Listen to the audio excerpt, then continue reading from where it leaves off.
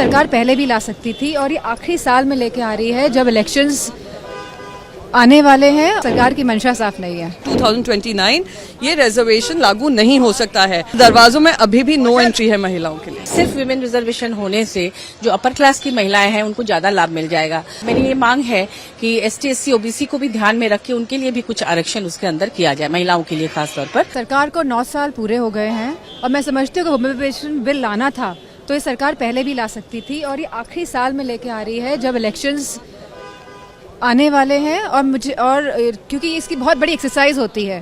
Samajwadi party ने हमेशा समर्थन किया है, लेकिन हम सभी चाहते हैं कि OBC महिलाओं का भी इसमें आरक्षण निर्धारित हो, क्योंकि आखिरी में खड़ी हुई महिलाओं को भी, जो पंक्ति में आखिरी में खड़ी हैं, उनको भी उनका हक मिलना चाहिए। और सरकार की जो मंशा है, जो इस समय वो लेके आई है बिल, क्योंकि ये 2024 में भी नहीं लागू हो पाएगा ये बिल, और ये जो 5 राज्यों के जो अभी चुनाव होने जा रहे हैं उसमें भी लागू नहीं हो पाएगा। तो इस सरकार की मंशा साफ नहीं है। देखिए, ये 30 साल का संघर्ष रहा है। हमारे संविधान ने वादा किया था इक्वालिटी का, पर इक्वालिटी महिलाओं के लिए नहीं दिखाई दी। आज बाबा साहेब अम्बेडकर जी ने वो कर दिखाया था हमारे संविधान में, जो बहुत सारे डेवलप नेशंस में, अमेरिका ने लड़ाई लड़ी है, महिलाओं ने लड़ाई लड़ी है, यूरोप की महिलाओं ने लड़ाई लड़ी है।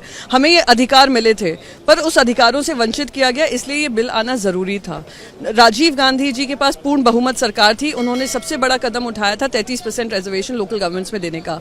ये रिजर्वेशन 9.5 साल पहले भी, क्योंकि भारतीय जनता पार्टी के मैनिफेस्टो में था, पूर्ण बहुमत सरकार थी, बहुत सारी पार्टियों ने उनको वो वादा याद दिलाया। 9.5 साल बाद आ रहा है, भले ही लेट आया है, उम्मीद करती हूँ इमीडिएटली लागू होगा। पर बिल में ये लिखा गया है कि डीलिमिटेशन का एक्सरसाइज होगा, इमीडिएटली लागू नहीं होगा। जब वो डीलिमिटेशन एक्सरसाइज होता है तभी ये रिजर्वेशन लागू होगा। दैट मीन्स टिल 2029 ये रिजर्वेशन लागू नहीं हो सकता है। तो आपने दरवाजे तो खोल दिए हैं, पर दरवाजों में अभी भी नो एंट्री है महिलाओं के लिए। हम लोग इसका स्वागत करते हैं, क्योंकि हम लोग भी इसके लिए आवाज उठाते रहे हैं यहाँ पर पार्लियामेंट में, और लगातार चाह रहे थे, इसकी मांग कर रहे थे। ऐसे में ये हम लोगों के लिए भी बहुत स्वागत योग्य है।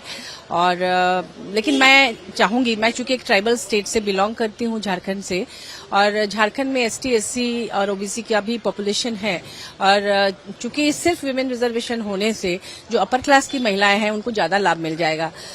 जैसे ब्यूरोक्रेट्स की वाइफ्स या बेटियां, या फिर बड़े इंडस्ट्रियलिस्ट या पॉलिटिशियन, जो भी पावरफुल लोग हैं, पैसे वाले हैं, उनके घर की महिलाएं आगे आ जाएंगी, और जो दलित, दबे कुचले, प्रताड़ित लोग हैं, वो लोग वैसे की वैसे रह जाएंगी। इसलिए मेरी ये मांग है कि ST SC OBC को भी ध्यान में रख के उनके लिए भी कुछ आरक्षण उसके अंदर किया जाए, महिलाओं के लिए खासतौर पर, ताकि वो कहीं पिछड़ ना जाए। हमारे स्टेट में ऐसा हुआ था पिछली सरकार में, जब भाजपा सरकार थी, तो 1 रुपए में महिलाओं के लिए जमीन की रजिस्ट्रेशन का फीस 1 रुपया लगने वाला था। तो उसमें बाद में देखा गया कि उसका लाभ अपर क्लास की महिलाएं ले गई, क्योंकि उनके पास पैसे थे, बहुत सारी जमीन उन्होंने पत्नियों के नाम से, बेटियों के नाम से खरीद लिया। तो जिनके लिए ये स्कीम था उनको कोई फायदा नहीं हुआ, बल्कि सरकार को राजस्व की हानि हुई। तो ऐसा कुछ ना हो, इसके लिए हम चाहेंगे उसके अंदर एक रिजर्वेशन हो।